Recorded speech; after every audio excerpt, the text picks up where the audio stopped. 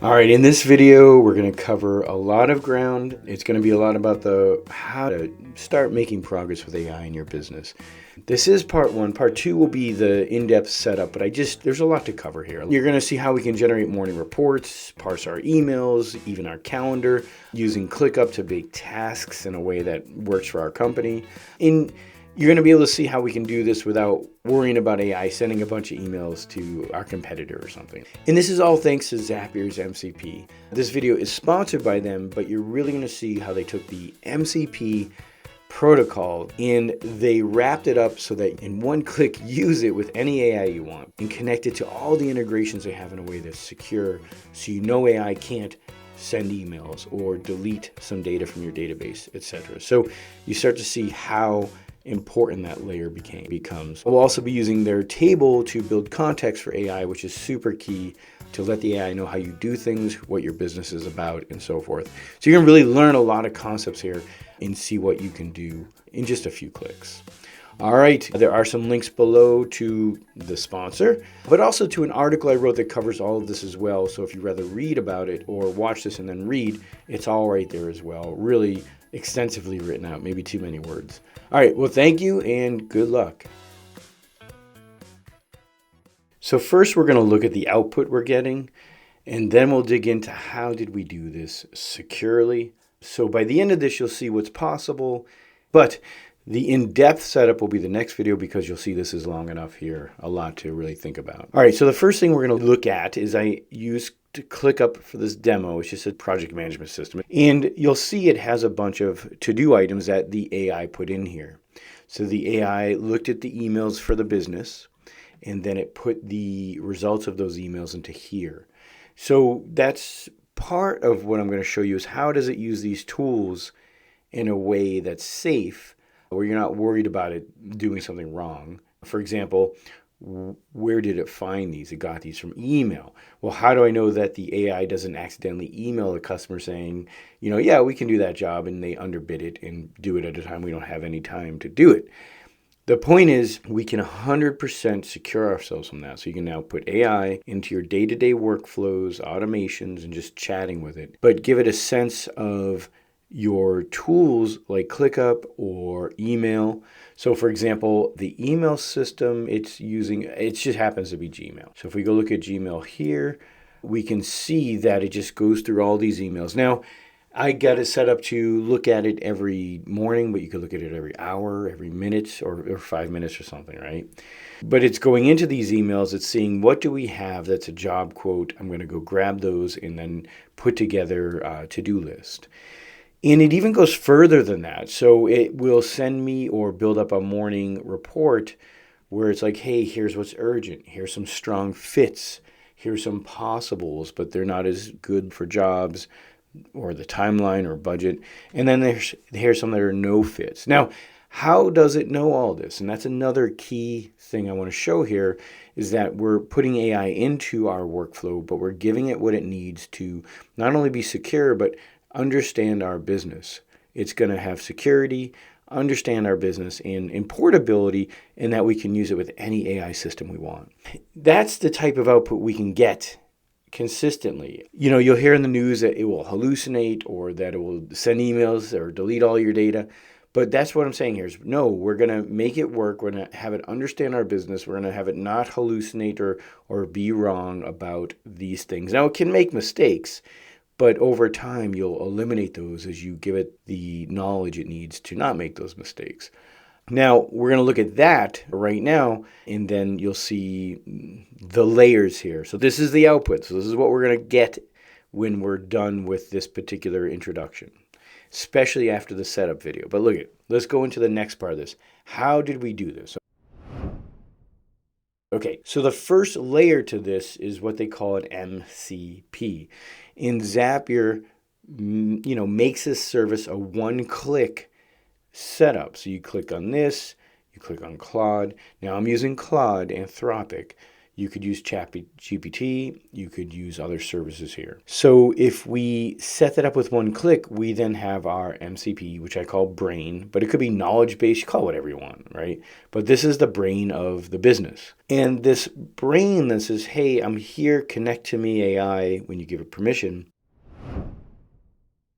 But what tools does the AI now have? So you have AI talking to your MCP, and then it has access to your calendar, to your ClickUp, to your Gmail, and to your Zapier Tables. This is the next step in understanding is tables, but let's look at the tools for a moment. Now, what's important here is that I'm giving AI access to my Gmail, but if we look at my Gmail setup, you'll see that I didn't let it delete or send emails. It can make drafts, but it can't send or delete. So that means, like I said earlier, you know it's not going to let AI send emails to your customers. And that's the big deal here. We have portability in that any system can connect to an MCP. This is like a standard protocol that Zapier is now using as a service to make this easy for you.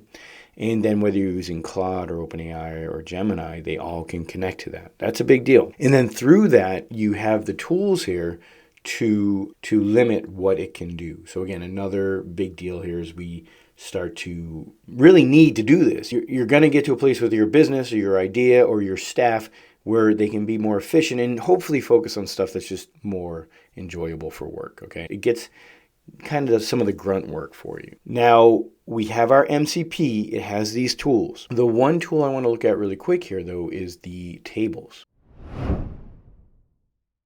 So the tables is how I give AI context. So I say to the AI, here's a bunch of table rows. So whatever you want to call this, a table, a database, whatever. It's a bunch of rows that have a sense of who we are as a business, how we like to do things, how we like to use ClickUp, how do we do our morning work, how do we do pricing. So it just has our strategies. It could have more information about our clients or processes or who's on staff. And then we have different types of rows in our database that kind of represent to AI how to organize this or how to use it. So during a setup of a Claude instance, it will know to use instructions to set up or memory to kind of use as it's chatting with you. These things these are flexible. There's no one way to do this, but the point is you want to have a place where AI has a sense of how you want to do things. Later, we're going to call these skills, but right now they're just something like a playbook you could give to an intern or someone new and say, this is how you send emails to clients. This is how you quote. This is how you add tickets to ClickUp and which options to use. So it's really that simple of a concept there. All right, so the next thing is now that we have the MCP and we have a sense of the tools and how safe they are, and we have a sense of the table and the context and the instructions, how do we start using this in our AI? Okay, so now I'm going to focus on Claude Desktop. This is not a web app, it's a desktop app. So you're going to have to go to their site and download it. You need to kind of advance from chat. You need to get into a place where you're using projects, which are ways of like building contained context about a client, about a process. So every time you go to that project, you can chat with it and there's memory about it. So the AI isn't starting off fresh every time, like it has amnesia. Now, once you're in Claude Desktop and in chat or co-work, we'll cover that after. You can go here and you could then say, what are my settings? What are my connectors? Browse connectors. And in here, you would see Zapier, okay? Oops. And you could just install Zapier. Now, it's already installed, but I would just press the plus sign. I would go to Zapier and then come back and it would be ready to go.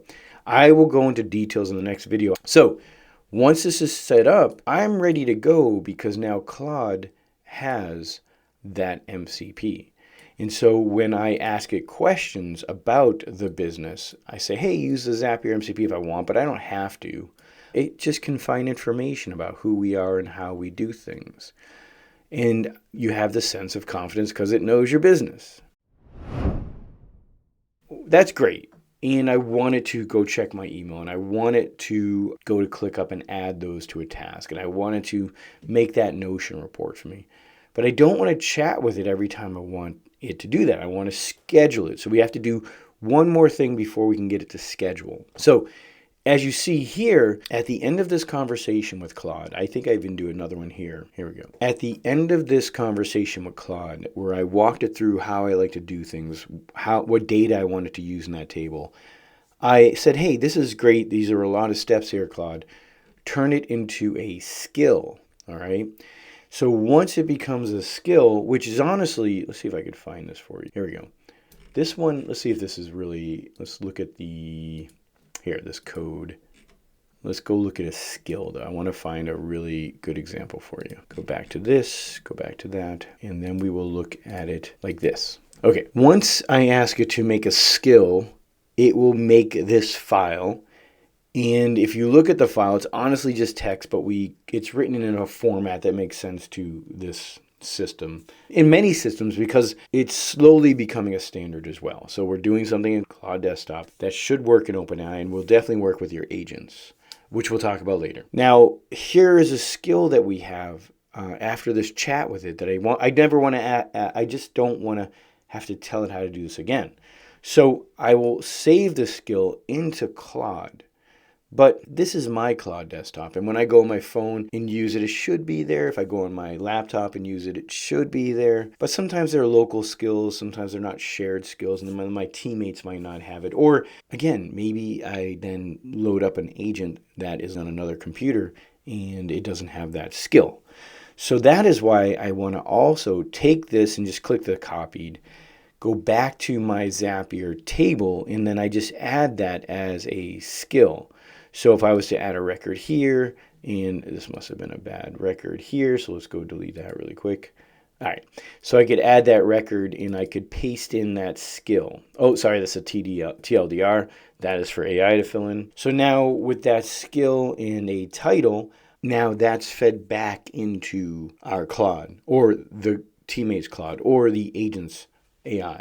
Okay, this becomes part of our knowledge base that the company can use. The company can switch later on to a different system. I mean, that's what's amazing. These are just files. And now we're moving them into a table or database, not a spreadsheet, a table or database like this, or Airtable or Soft, or something just better than a spreadsheet, that now we can share it with all the other systems and anyone else in our office, to the point where when they set up Claude, they're just going to download the skills right to their Claude and just get working.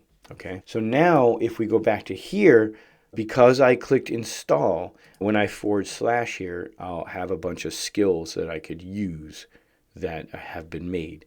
So when I choose that skill, it will then give it all the instructions it needs to do that job. Plus I could add more text if I wanted to, right? So now we have the skills, we've made this through chat. I want to make this report happen every morning before I get to work. So let's go do that.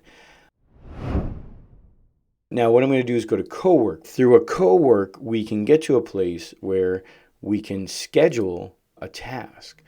And we have one here, this one, where it's paused, obviously, because this is a demo. And it's going to take our skill to prepare for the day. The skill checks the email, it knows what it's looking for quotes, it knows how to put them into ClickUp, and then it knows how to build a report. So when I put it into this automation, this scheduled task, it will run at 7 a.m. And I can even say, hey, use this folder as maybe even that's a Dropbox folder or something that the whole team has access to, as it's generating assets for us to share or use, right? So this scheduled task now runs every morning. And that brings us back to like me being ready in the morning with this report that I can review versus trying to get to all those emails myself. To me, maybe even having tickets I can assign to other people that then have the quote for me to review. This is important because we're not ready yet to have it send the quotes on its own, so we review them. But maybe if it gets us right every day for the next 5 months, we're like, yeah, let's just turn this on, and it knows how to do that. Even has access to my calendar, so it could even say, hey, he's free in 2 days, this is a big job, why doesn't he come by and review your bathroom that needs retiling, okay? So just a lot can happen here in a good way and saving you a lot of the grunt work there. All right, so that's a lot to cover. Hopefully you can see what's possible here with scheduling and in context and knowledge base. how you can feel secure that's not going to send a bunch of emails you don't want or do something that you don't want to do.